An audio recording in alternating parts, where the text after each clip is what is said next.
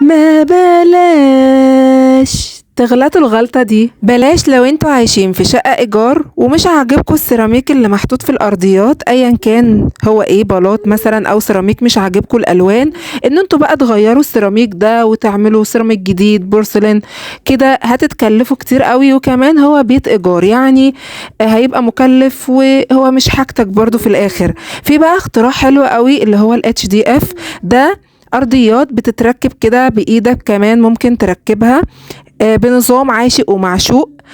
وممكن كمان لما تيجي تمشي وتسيب المكان هتاخدها معاك، وده طبعا حاجة هايلة جدا من مميزات ال HDF.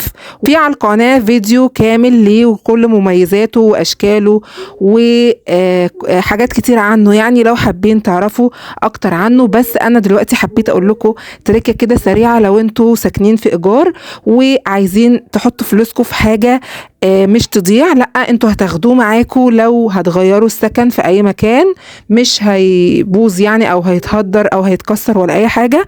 وبس كده.